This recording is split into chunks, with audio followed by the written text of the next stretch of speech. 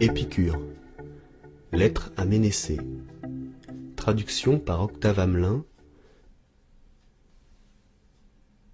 Épicure à Ménécée. Salut. Quand on est jeune, il ne faut pas remettre à philosopher. Et quand on est vieux, il ne faut pas se lasser de philosopher. Car jamais il n'est trop tôt ou trop tard pour travailler à la santé de l'âme.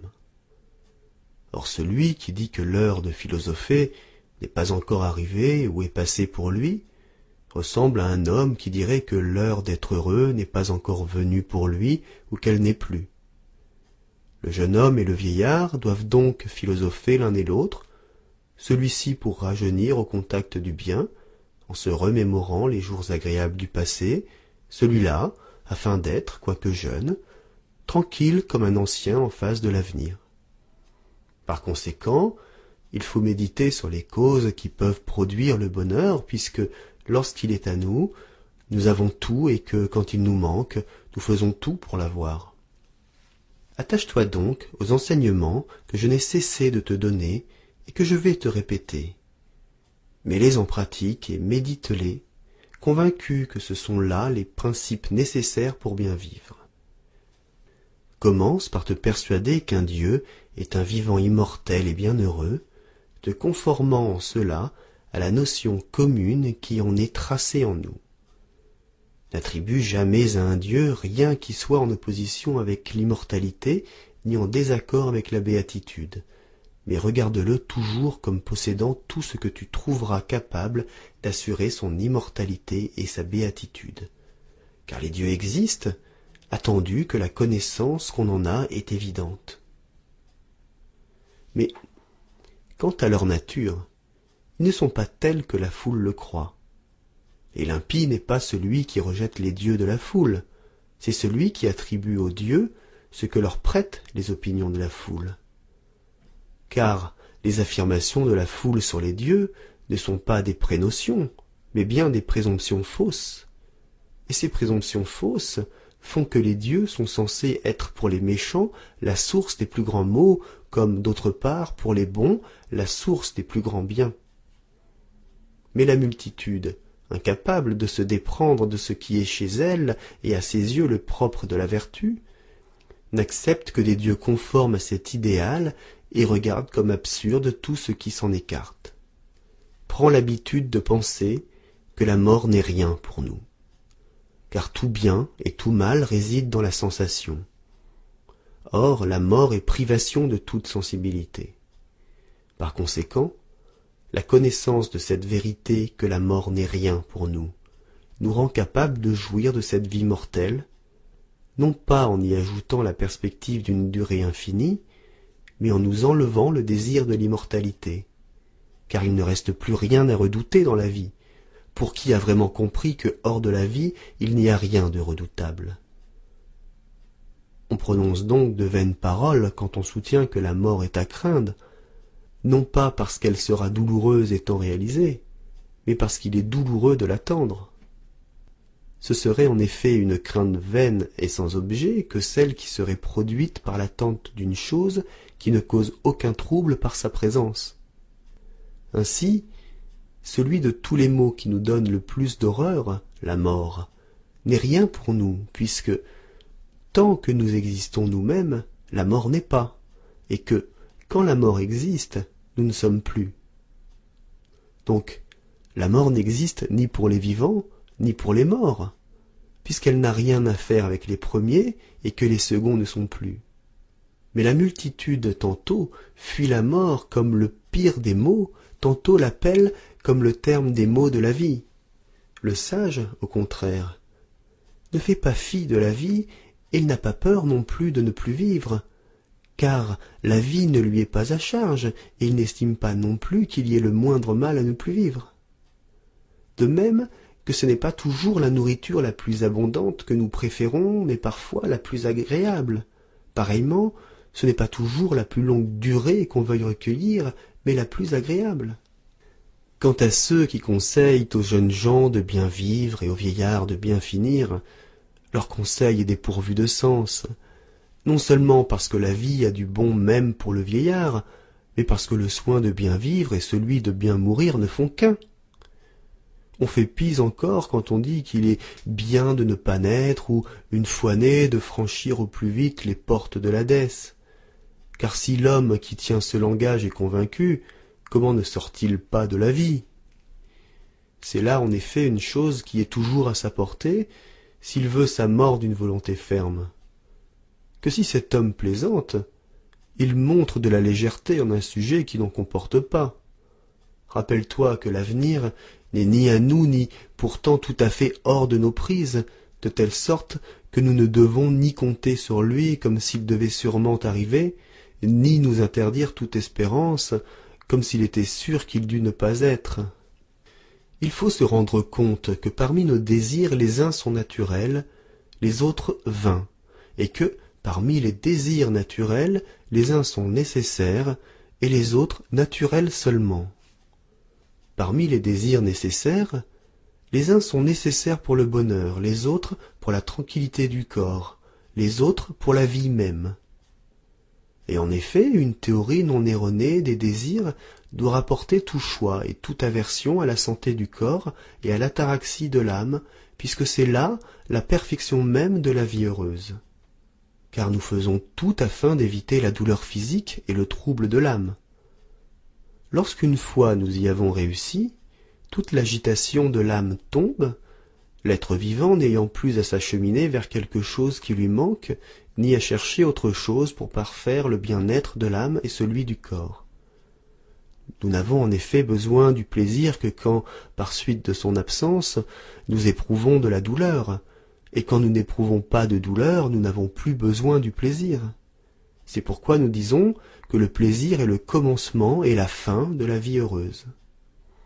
En effet, d'une part, le plaisir est reconnu par nous comme le bien primitif et conforme à notre nature, et c'est de lui que nous partons pour déterminer ce qu'il faut choisir et ce qu'il faut éviter. D'autre part, c'est toujours à lui que nous aboutissons, puisque ce sont nos affections qui nous servent de règle pour mesurer et apprécier tout bien quelconque, si complexe qu'il soit.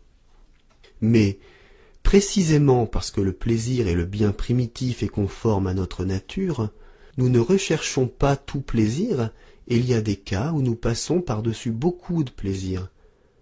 Savoir lorsqu'ils doivent avoir pour suite des peines qui les surpassent, et d'autre part, il y a des douleurs que nous estimons valoir mieux que des plaisirs, savoir lorsque, après avoir longtemps supporté les douleurs, il doit résulter de là pour nous un plaisir qui les surpasse. Tout plaisir, pris en lui-même et dans sa nature propre, est donc un bien, et cependant tout plaisir n'est pas à rechercher. Pareillement, toute douleur est un mal, et pourtant toute douleur ne doit pas être évitée.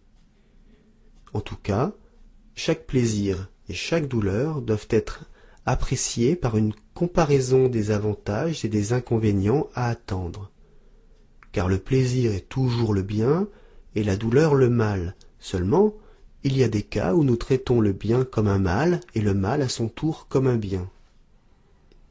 C'est un grand bien, à notre avis, que de se suffire à soi-même, non qu'il faille toujours vivre de peu, mais afin que si l'abondance nous manque, nous sachions nous contenter du peu que nous aurons, bien persuadés que ceux-là jouissent le plus vivement de l'opulence, qui ont le moins besoin d'elle, et que tout ce qui est naturel est aisé à se procurer, tandis que ce qui ne répond pas à un désir naturel est malaisé à se procurer. En effet, d'aimer simple donne un plaisir égal à celui d'un régime somptueux, si toute la douleur causée par le besoin est supprimée. Et d'autre part, du pain d'orge et de l'eau procure le plus vif plaisir à celui qui les porte à sa bouche après en avoir senti la privation. L'habitude d'une nourriture simple, et non pas celle d'une nourriture luxueuse, convient donc pour donner la pleine santé, pour laisser à l'homme toute liberté de se consacrer aux devoirs nécessaires de la vie, pour nous disposer à mieux goûter les repas luxueux lorsque nous les faisons après des intervalles de vie frugale, enfin, pour nous mettre en état de ne pas craindre la mauvaise fortune. Quand donc nous disons que le plaisir est le but de la vie, nous ne parlons pas des plaisirs des voluptueux inquiets, ni de ceux qui consistent dans les jouissances déréglées, ainsi que l'écrivent des gens qui ignorent notre doctrine, ou qui la combattent et la prennent dans un mauvais sens. Le plaisir dont nous parlons est celui qui consiste, pour le corps, à ne pas souffrir et pour l'âme à être sans trouble. Car ce n'est pas une suite ininterrompue de jours passés à boire et à manger, ce n'est pas la jouissance des jeunes garçons et des femmes, ce n'est pas la saveur des poissons et des autres mets que porte une table somptueuse, ce n'est pas tout cela qui engendre la vie heureuse, mais c'est le raisonnement vigilant, capable de trouver en toutes circonstances les motifs de ce qu'il faut choisir et de ce qu'il faut éviter, et de rejeter les vaines opinions d'où provient le plus grand trouble des âmes. Or, le principe de tout cela, et par conséquent le plus grand des biens, c'est la prudence. Il faut donc la mettre au-dessus de la philosophie même, puisqu'elle est faite pour être la source de toutes les vertus, en nous enseignant qu'il n'y a pas moyen de vivre agréablement si l'on ne vit pas avec prudence, honnêteté et justice, et qu'il est impossible de vivre avec prudence, honnêteté et justice si l'on ne vit pas agréablement. Les vertus, en effet, ne sont que des suites naturelles et nécessaires de la vie agréable et, à son tour, la vie agréable ne saurait se réaliser en elle-même et à part des vertus. Et maintenant, y a-t-il quelqu'un que tu mettes au-dessus du sage? Il s'est fait sur les dieux des opinions pieuses. Il est constamment sans crainte en face de la mort. Il a su comprendre quel est le but de la nature. Il s'est rendu compte que ce souverain bien est facile à atteindre et à réaliser dans son intégrité, qu'en revanche, le mal le plus extrême est étroitement limité quant à la durée ou quant à l'intensité. Il se moque du destin, dont certains font le maître absolu des choses. Il dit d'ailleurs que, parmi les événements, les uns relèvent de la nécessité, d'autres de la fortune, les autres enfin de notre propre pouvoir, attendu que la nécessité n'est pas susceptible qu'on lui impute une responsabilité, que la fortune est quelque chose d'instable, tandis que notre pouvoir propre, soustrait à toute domination étrangère, est proprement ce à quoi s'adresse le blâme et son contraire. Et certes, mieux vaudrait s'incliner devant toutes les opinions mythiques sur les dieux que de se faire les esclaves du destin des physiciens, car la mythologie nous promet que les dieux se laisseront fléchir par les honneurs qui leur seront rendus, tandis que le destin, dans son cours nécessaire, est inflexible. Il n'admet pas, avec la foule, que la fortune soit une divinité, car un dieu ne fait pas d'actes sans règle, ni qu'elle soit une cause inefficace.